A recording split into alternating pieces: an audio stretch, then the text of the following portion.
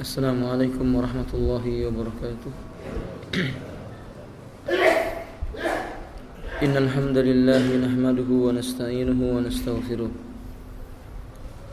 Wa na'udzu billahi min shururi anfusina wa sayyiati a'malina. Man yahdihillahu fala mudilla lahu wa man yudlilhu fala hadiya lahu. Ashhadu an la ilaha illallah wahdahu la syarika lahu. وأشهد أن محمدا عبده ورسوله اللهم صل على محمد وعلى آله وأصحابه ومن تبعهم بإحسان إلى يوم الدين وبعد من كتاب بهجة الناظرين شرح كتاب رياض الصالحين باب الوعد والاقتصاد فيه. Bab tentang memberikan mau'izah dan bersikap pertengahan dalam mau'izah. Bersikap sederhana di dalam memberikan mau'izah atau nasihat. Qala al-Imam an-Nawawi rahimahullahu ta'ala, qala Allah ta'ala, ud'u ila sabili rabbika bil hikmati wal mau'izatil hasanati wajadilhum billati hiya ahsan. Allah Subhanahu wa taala berfirman, serulah ke jalan Rabbmu wahai Muhammad dengan hikmah dan mau'izatil hasanah, dan debatlah mereka dengan debat yang baik. Ayat ini Ibnu Qayyim rahimahullahu taala menyebutkan, ja'ala subhanahu maratibad da'wati bihasbi maratibil khalqi. Di dalam ayat ini Allah telah menjadikan tingkatan seruan atau dakwah itu sesuai dengan tingkatan manusia atau makhluk. Fal mustajibul qabilud dzaki, orang yang menerima dakwah, orang yang menjawab panggilan dakwah, dan orang itu dikategorikan dalam golongan orang yang cerdas. Alladzi la yu'anidul haqqa, di mana jenis orang seperti ini tidak akan menolak sedikit pun sebuah kebenaran, tidak akan menentang sedikit pun sebuah kebenaran. Wala ya'bahu yud'a bi tariqil hikmah, dan dia sungguh tidak pernah enggan menerima kebenaran, tidak sombong. Maka orang seperti ini diseru, didakwahi dengan cara hikmah.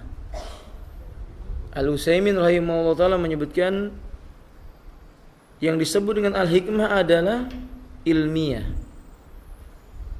berdasarkan dalil Al-Quran dan juga dengan sunnah. Itulah hikmah.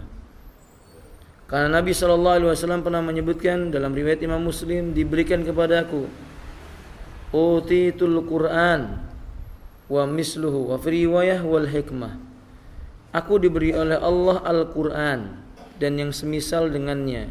Dalam riwayat yang lain yaitu al-hikmah, yakni sunnah. Maka orang yang menerima kebenaran, menjawab panggilan dakwah, dan orang ini orang yang cerdas, tidak pernah menolak sedikit pun dan enggan terhadap kebenaran sedikit pun, maka orang ini didakwahi dengan ilmiah, disampaikan Al-Quran, disampaikan sunnah, dijelaskan maknanya, diterangkan tentang apa yang terdapat di dalamnya dengan rincian-rinciannya. Ini disebut dengan hikmah. Wal qabilul ladzi indahu naw'un ghaflah wa ta'akhir yud'a bil mau'izatil hasanah. Adapun jenis orang yang kedua, orang yang menerima kebenaran tapi di sisi yang lainnya ada kelalaian, dan orang ini tergolong orang yang tidak cerdas. Maksudnya bukan termasuk orang yang pintar, tapi dia mau menerima kebenaran. Orang seperti ini diberikan mau'izatil hasanah, nasihat dengan cara yang baik. Ketika dia lalai, ketika dia itu lupa, dinasihati dengan cara yang baik. Wa huwal amru wan nahyu al makrunu bil raghbati wa ruhbah, diberikan perintah, diberikan larangan yang dibarengi dengan ancaman dan juga anjuran. Kemudian yang ketiga, wal mu'anidul jahidu Ada orang yang didakwai tapi dia menolak, dia mendebat, dia menentang. Orang yang seperti ini yujadilu billati hiya ahsan, diajak debat, diskusi dengan cara yang baik. Sehingga kalau kita mengambil kesimpulan yang disampaikan oleh Imam Ibnu Qayyim rahimahullah taala, manusia punya tingkatan cerdas dan mudah menerima. Dua, dia menerima tapi sisi lain dia agak lambat menerimanya. Dan yang ketiga, golongan yang menolak. Maka seorang dai harus pandai melihat jenis manusia yang mana yang dia dakwahi. Dan inilah pendapat yang benar dalam masalah mendakwai manusia. Dan dalam tafsir ayat ini tidak seperti tafsir orang-orang sufi ya, yang terpengaruh pemikiran filsafat Yunani. Mereka mengatakan ud'u ila sabili rabbik bil hikmah. Maka kata mereka, bil hikmah ini dakwah yang khusus bagi orang-orang yang dikenal dengan tingkatan khawas. Kata mereka demikian. Sedangkan dakwah dengan al-mau'idhah, menurut mereka yang disebut dengan orang-orang yang didakwai dengan al-mau'idhah, yakni golongan-golongan yang dianggap sebagai khitabah, orang awam yang diceramahi, kata mereka. Dan yang ketiga yakni yang diajak debat, yang diajak berdiskusi dengan diskusi ala filsafat, dengan pemikiran akal. Nah, ini juga tidak benar. Maka dakwah dengan dalil, dengan hikmah, kemudian melihat jenis orang yang kedua dengan mau'idhah al-hasanah, kemudian yang ketiga baru wajadilhum billati hiya ahsan, didebat, diskusi dengan mereka dengan cara yang baik.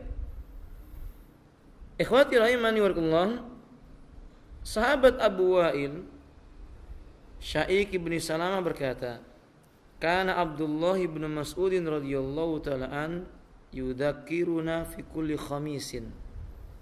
Dahulu Abdullah ibn Mas'ud radhiyallahu ta'ala an, beliau memberikan mudzakarah kepada kami, majelis mau'izah, di setiap hari Kamis saja, di seminggu sekali. Faqala lahu rajulun, maka ada seorang lelaki yang berkata kepada Abdullah ibn Mas'ud, ya Aba Abdirrahman, wahai Abu Abdirrahman, ini kunyah bagi Abdullah ibn Mas'ud radhiyallahu ta'ala an, lawadittu annaka dzakartana kulla yaumin, sungguh aku kepingin engkau memberikan kepada kami mau'idhah, nasihat, peringatan setiap hari.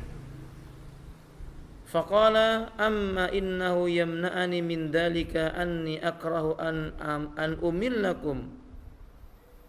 Sesungguhnya tidaklah menghalangi diriku untuk menyampaikan hal itu setiap hari, melainkan aku tidak suka hal tersebut menyibukkan diri kalian. Wa inni atakhawwalukum bil mau'idhati kama kana Rasulullah sallallahu alaihi wasallam yatakhawwaluna biha.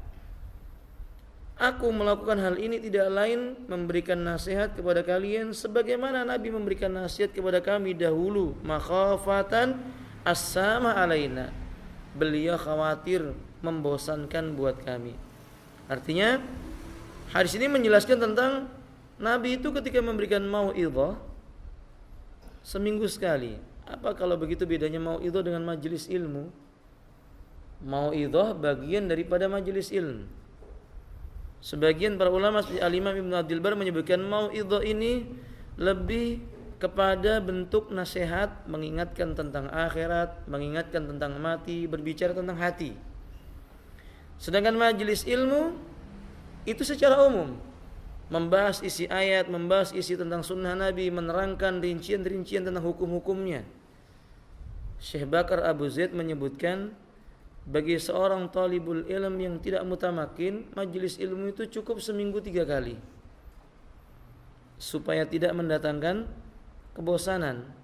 Berbeda dengan talibul ilm mutamakin yang dia bersekolah di sebuah madrasah atau di sebuah universitas Islamiyah, khusus mempelajari ilmu agama setiap harinya, tidak mengapa.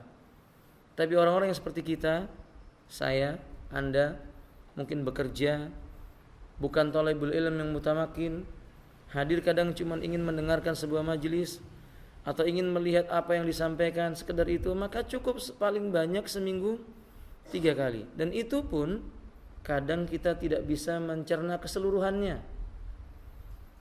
Justru ini tidak sesuai dengan yang dicontohkan oleh Nabi SAW. Bukankah Abdullah ibnu Abbas radhiyallahu ta'ala menyebutkan Nabi mengajarkan kepada para sahabat, "Alamana Nabi sallallahu alaihi wasallam wa akhadha minhu manafiyan min ayatil Qur'an ma yubalighu ala 10 ayatin." Nabi mengajarkan kepada kami dan kami mengambil faedah dari ayat Quran yang diajarkan kepada beliau tidak lebih dari 10 ayat. Sampai kami faham, kami mengerti, baru belajar lagi. Berarti tujuan dari belajar itu memang memahami, mengerti. Nah, orang yang seperti ini yang disampaikan dengan bil hikmah, dengan rincian dalil-dalil yang terperinci. Wallahu a'lam bishawab. Tapi sayang sebagian orang pada hari ini semangat belajar ilmunya luar biasa, tapi enggak disesuaikan dengan kemampuannya. Ujungnya kata Syekh Albani, faida apabila seseorang itu mujawizul haddi fi talabil ilmi, terlalu melampaui batas dalam menuntut ilmu agama, tidak memperhatikan hak-hak yang lainnya, ujung darinya wa nihayatu min sana'atihi, ujung dari perbuatan dirinya itu adalah as-samah, futur, bosan. Akan timbul kebosanan, akan timbul futur, malas akhirnya, cuma sekedar mendengarkan dan tidak mengambil faedah. Wallahu a'lam bishawab. Qala Syekh Salim Al-Hilali, Syekh Salim Al-Hilali menyebutkan bahwa hadis ini dikeluarkan oleh Imam Bukhari dan juga dikeluarkan oleh Al-Imam Muslim. Ada makna hadis yang gharib, aslinya itu as-samah. Makna arti as-samah itulah al-milalu wad-dajru, yaitu bosan. Timbul kebosanan, keengganan. Apa fikih hadis yang bisa kita ambil? Pertama, istihbabut takhawul fil wa'di khasyatal milal.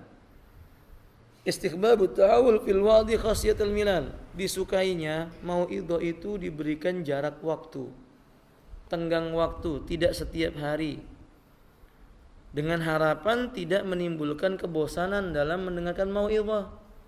Akhi, kalau setiap hari kita menasihati orang itu dinasihati, besok dinasihati lagi, besok dinasihati lagi, ini menimbulkan kebosanan. Misalnya Anda setiap hari selesai sholat ada ceramah, atau setiap selesai sholat misalnya sebagian ikhwan membacakan hadis, dibacakan, tiap selesai sholat dibacakan, maghrib, isya, zuhur, dibacakan terus mau'idhah kepada mereka. Yang terjadi adalah kebosanan, sekedar membaca, tidak mengambil faedah, yang kemarin juga belum dilaksanakan dan belum diresapi, itu kurang mengena dan tidak sesuai dengan perintah Allah yang menyebutkan ud'u ila sabili rabbik, serulah ke jalan Rabbmu hai Muhammad, bil hikmati wal mau'izatil hasanah, dengan cara hikmah dan dengan nasihat yang baik. Yang kedua, bayanu anna habbal a'mali ila Allah adwamuha wa inqal. Penjelasan dari hadis ini, amalan yang paling disukai Allah Ta'ala itu amalan yang dilakukan secara terus menerus, continue, walaupun amalannya sedikit. Mau'idhah setiap hari Kamis, walaupun cuma setiap hari Kamis, tapi istimrar, dawam, continue, ajak terus menerus setiap hari Kamis, dilakukan mungkin setengah jam atau 1 jam setiap hari Kamis, misalnya demikian, seperti yang dilakukan oleh Abdullah ibnu Mas'ud radhiyallahu ta'ala. Dan Abdullah menjadikannya setiap hari Kamis karena Nabi biasa memberikan mau'idhah di hari Kamis, wejangan secara khusus di hari Kamis. Ini meniru sunnah Nabi sallallahu alaihi wasallam. Itu amal yang disukai oleh Allah Ta'ala. Bukan sebuah amal misalnya membuat sebuah kajian Islam intensif, dikerjakan 3 hari, setelah itu 3 bulan lagi baru ta'lim, atau setahun depan baru ta'lim. Ini kebiasaan orang Islam di negeri kita, mengadakan pengajian di bulan Ramadan saja. Mereka menyebutnya dengan pesantren kilat. Udah seminggu, nanti tahun depan baru ada lagi, gak pernah muncul lagi. Nah, ini tidak disukai. Yang paling disukai itu setiap minggu ada 1 kali, terus menerus dilakukan. Itu lebih mengena pada hati seseorang. Dan ini amal yang berkaitan dengan semua bentuk amal. Salat sunnah misalnya, mungkin seseorang tidak mengerjakan salat duha 8 rakaat, dia cukup 2 rakaat, tapi tiap hari dia kerjakan 2 rakaat lebih baik dibandingkan mereka yang mengerjakan 8 rakaat tapi seminggu sekali. Sedekah demikian, tiap hari bersedekah 1.000 rupiah tiap hari lebih baik dibandingkan mereka yang bersedekah hanya setiap Jumat saja, walaupun jumlahnya lebih besar. Itu pun kalau dawam. kadang sebulan sekali, kadang setahun sekali, cuma bulan Ramadan saja. Dan Nabi SAW berkata kepada Abdullah ibnu Umar radhiyallahu anhu, ya Abdullah, ahabbul a'mali ila Allah Ta'ala adwamuha wa inqal. Amalan yang paling disukai oleh Allah Ta'ala adalah amalan yang dilakukan secara terus menerus walaupun cuma sedikit. Nabi berkata kepada Abdullah, yakni Abdullah ibnu Mas'ud, ya Abdullah, fala takun misla fulan. Wa fi riwayah ka fulan. Jangan jadikan dirimu seperti fulan. Kana yakumu minal lail, dulu orang ini selalu salat malam, kemudian dia meninggalkan salat malam. Artinya amalannya enggak kontinu lagi. Biasanya amal yang tidak kontinu itu sebabnya adalah bersikap ghulu. Jenis amal yang dilakukan dalam bentuk melampaui batas. Anda misalnya membaca Al-Quran, ingin mengkhatamkan Quran 3 hari, nanti itu enggak akan diulang lagi, melainkan mungkin di bulan depan atau setahun yang akan datang. Akan lebih baik kita membaca Quran tiap hari walaupun cuma setengah lembar, 1 wajah saja, atau mungkin cuma 2 ayat tapi tiap hari. Itu lebih baik.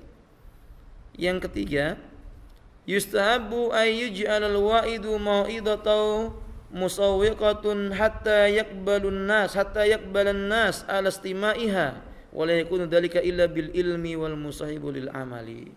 Kata beliau, ini nasihat bagi para dai, penyampai kebenaran, disukai dia berusaha sekeras mungkin mengupayakan mauidhah yang disampaikan itu menarik, isinya berbobot, ajakannya kepada Allah dan Rasulnya sesuai dengan Al-Quran dan Sunnah, sehingga manusia mudah menerima. Syekh Albani berkata, in hadad din fi ba'di qulubin nas saqilah. Agama ini di sebagian hati manusia terasa berat. Sebagian orang menerima agama ini berat, walaupun agama ini tidak berat sebenarnya. Nabi mengatakan ad-dinu yusrun. Agama kalian ini agama yang mudah. Nabi pernah berkata kepada Ali bin Abi Thalib dan Abu Musa al-Asy'ari ketika mereka berdua diutus ke Yaman. Maka Nabi mengatakan, fala takhtalif. Jangan kalian berselisih. Yassiru wala tu'assiru. Berikan kemudahan karena agama kalian ini mudah, jangan diperberat bagi manusia. Nah, maka setelah itu ikhwati rahimani rahimakumullah, ini menunjukkan bahwa ketika agama itu dilakukan disampaikan kepada seseorang dengan cara yang melampaui batas, itu memberatkan hati manusia. Walaupun sebenarnya agama itu sebenarnya ringan. Nah, seorang dai berusaha menyampaikan mauidhahnya itu sebisa mungkin yang baik, yang bagus, sehingga manusia menerimanya, mau mendengarnya. Dan catatan kata beliau, wala yakuna dzalik illa bil ilmi al musahib lil amali. Enggak mungkin itu dilakukan oleh seorang dai, menarik manusia untuk bisa mendengarkan ceramahnya dengan baik, lalu dia berusaha untuk memahaminya, kecuali seorang dai itu punya bekal ilmu dan tentu saja juga diamalkan ilmunya itu. Orang yang punya ilmu kemudian dia enggak mengamalkannya, manusia enggak akan mau mengambil ilmunya karena enggak akan barokah. Qala Imamul Hasan Al-Basri, samratul ilmi hiyal amalu wa samratuhuma husnul khuluqi. Buah daripada ilmu itu adalah amal. Buah dari ilmu dan amal adalah akhlak yang mulia, pribadi yang baik. Ini akan diterima oleh manusia. Bukankah Allah Subhanahu wa taala mengatakan tentang nabinya, wa innaka la'ala khuluqin azim. Sungguh engkau ya Muhammad benar-benar di atas kepribadian yang agung. Kata Ibnu Abbas radhiyallahu ta'ala, seandainya Nabi tidak memiliki pribadi yang agung, mengamalkan apa yang disampaikan oleh Allah, membuahkan pribadi yang sangat baik, niscaya manusia lari dari beliau. Sedangkan beliau berusaha menyampaikan dengan sebaik-baiknya, seindah-indahnya, telah kita terangkan di pertemuan sebelumnya. Nabi mengulang-ulang yang disampaikannya.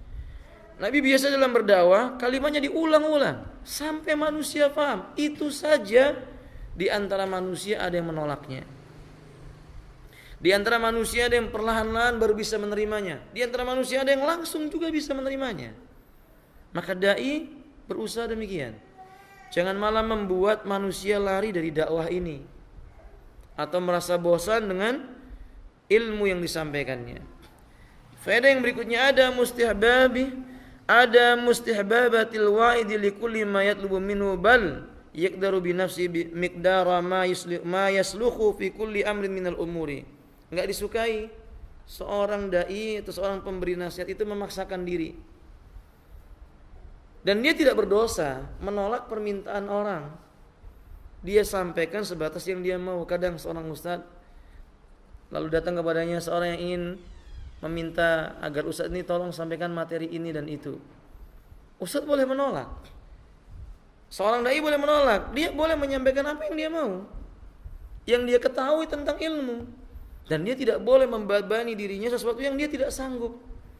Nah, sebagian dai diminta tolong sampaikan bab ini, dia coba cari-cari, dia coba cari referensi, baru kemudian dia sampaikan. Seharusnya tidak demikian. Apa yang dia tahu saja, apa yang dia pahami saja. Karena yang diperintahkan oleh Allah kita menyampaikan apa yang kita tahu. Kama qala Nabi sallallahu alaihi wasallam, "Ballighu anni walau ayat." Sampaikan dari apa yang datang dariku walaupun satu ayat. Kata Imam Muhammad rahimahullah ta'ala, yakni sampaikan yang dia tahu, yang dia pahami, yang dia mengerti, bahwa yang dia pahami itu benar dari Nabi sallallahu alaihi wasallam. Cukup. Jangan menyampaikan yang dia tidak tahu. Memaksakan diri termasuk sikap khulu, dan itu akan membuat dirinya celaka.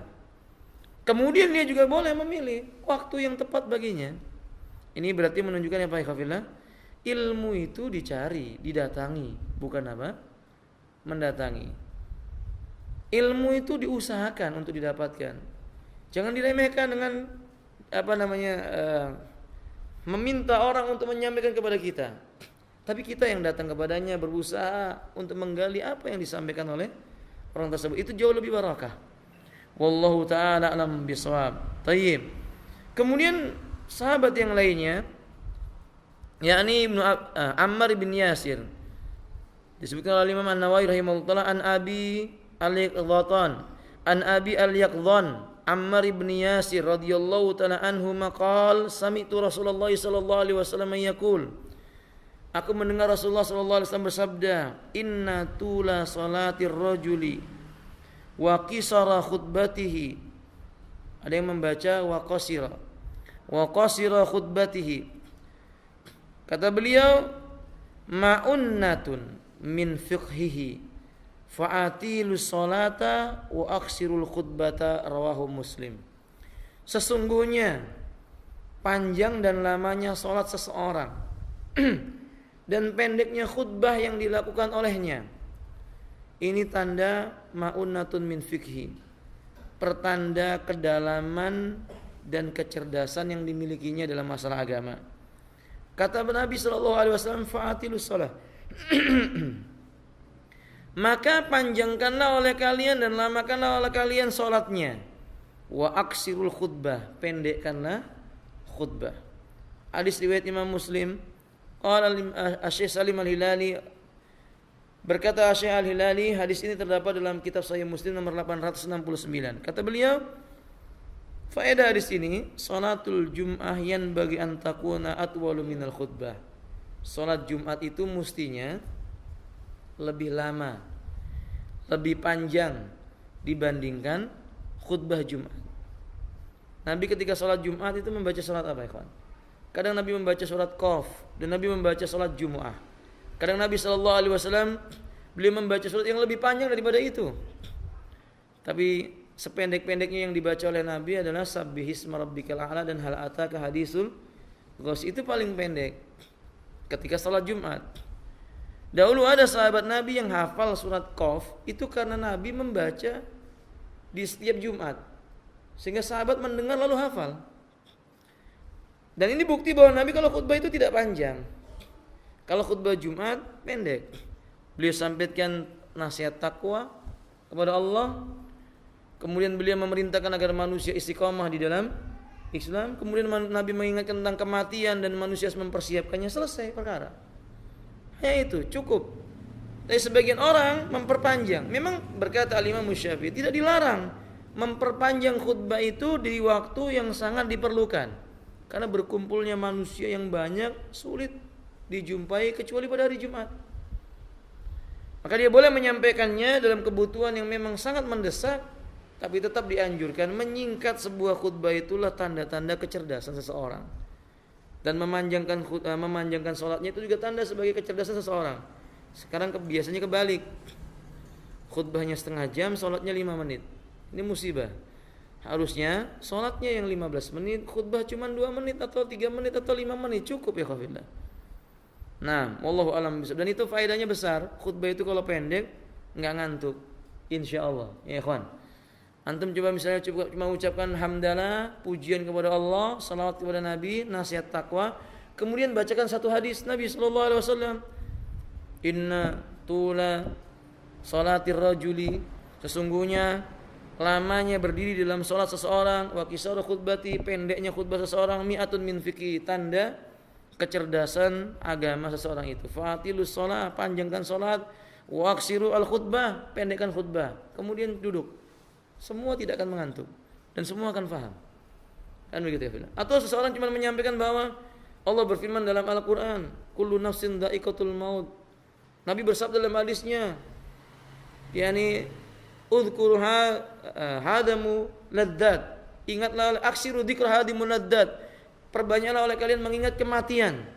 Lalu duduk, semua orang akan terpana dan mereka akan sadar, cukup. Tapi kalau khutbah itu terlalu panjang, diperluas, biasanya orang baca koran, bukan baca Quran. Khutbahnya menyampaikan berita di televisi. Khutbahnya menceritakan tentang ghibah dan namimah. Ya orang akan tidur. Ini tanda dia itu tidak cerdas. Cara berpikirnya lambat begitu. Yang kedua, la yakunu tatwilu bima yadkhulul masyaqqa 'alal musallin wa yanfiru ad-dha'if wa dzal haja. Tapi juga catatan, jangan terlalu panjang sekali melihat kondisi jamaahnya dalam masalah salat. Karena mungkin ada orang yang lemah, ada orang yang tua, ada yang punya keperluan. Misalnya khafillah jam kerja ini, saya lihat di Balikpapan banyak orang yang salat Jumat pada hari ini, mungkin Jumatnya waktunya agak mundur. Mungkin mereka masuk kerja jam 1 sudah harus masuk kerja. Nah, kalau seperti ini ada dua keadaan. Pertama, kita boleh melakukan khutbah sebelum masuk waktu zuhur. Di zaman Nabi biasa berkhutbah sebelum matahari tergelincir. Sampai ketika para sahabat itu selesai sholat Jumat, mereka masih bisa melihat bagaimana pohon itu atau sesuatu itu bayangannya belum panjang sekali, baru sedikit saja. Menunjukkan bahwa Nabi sudah memulai sholat Jumat sebelum masuk waktu zuhur. Memulai khutbah sebelum masuk waktu zuhur. Tapi sekarang kan tidak demikian. Orang tidak peduli dengan orang-orang yang punya hajat. Walhasil mereka tidak khusyuk sholatnya. Nah, maka dianjurkan walaupun belum masuk waktu sholat, kalau memang kita khawatir mereka nanti itu hilang kekhusyuannya, maka kita percepat sholatnya, tidak mengapa. Maksudnya khutbahnya dipercepat, adzannya dipercepat sebelum masuk waktu, tidak mengapa. Cara yang kedua dengan memendekkan khutbah tadi itu, dilihat situasinya. Kalau memang waktunya pendek, sampaikan satu ayat, satu hadis, satu perkataan para ulama cukup. Kemudian baru sholatnya pilih sholat yang paling pendek tadi itu, sabbisma rabbikal a'la dan hal ataka hadisul ghasyiyah. Nah, demikian. Yang terakhir, i'ta'ul umuri haqqiha. Berikanlah i'ta'ul umur haqqaha. Berikan perkara itu sesuai dengan haknya. Jadi kalau kita mau meletakkan sesuatu pada tempatnya, sesuai dengan porsi yang ada, yang disyariatkan oleh Allah tabaraka wa taala, inilah yang diajarkan dalam syariat. Khutbah Jumat bukan waktunya untuk berbicara panjang. Karena di siang hari itu manusia terasa berat. Wadih, Nabi saja ketika sholat duhur itu lupa berapa rakaat. Kadang beliau 5 rakaat. Beliau juga kadang-kadang lupa berapa rakaat. Beliau pernah sholat 2 rakaat. Beliau pernah sholat duhur 2 rakaat. Sampai para sahabat yang lainnya berkata, sekarang sholatnya cuma 2. Nabi wajahnya tidak suka mendengar itu. Tapi sahabat melakukan dan menyaksikan Nabi sholat cuma 2. Dan Nabi pernah sholat 5 rakaat. Dan para sahabat mengikuti juga. Itu di siang hari ketika sholat duhur. Menunjukkan bahwa waktu siang itu berat. Maka Nabi berkata, Qilu li'anna syaitan lam yakil. Tidurlah sejenak di siang hari, karena setan gak pernah tidur siang. Berarti memang siang itu ada waktu untuk tidur. Nah, berarti bukan tempatnya berceramah dengan panjang di siang hari. Waktu yang baik untuk ceramah panjang itu kapan ya, ikhwah? Para sahabat pernah mendengar ceramah Nabi itu dari ba'da subuh. Salat subuh sampai menjelang duhur.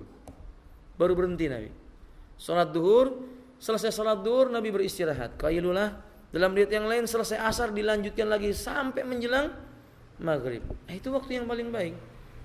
Dan yang tidak disukai memperpanjang pembicaraan di 2 waktu. Tadi itu di siang hari dan selesai sholat isya. Ini tidak disukai memperpanjang pembicaraan kecuali karena hajat yang syar'i. Wallahu alam bishawab. Mudah-mudahan ini bermanfaat. Insyaallah pada pertemuan yang akan datang kita akan bacakan hadis yang panjang. Hadis di mana seorang sahabat yang bernama Muawiyah ibn Hakam, dia bersin dalam sholatnya. Insyaallah kita akan terangkan bab ini karena menarik pada pertemuan yang akan datang insyaallah. Ada pertanyaan sebelum ditutup? Taib, kalau tidak ada kita coba sampai di sini.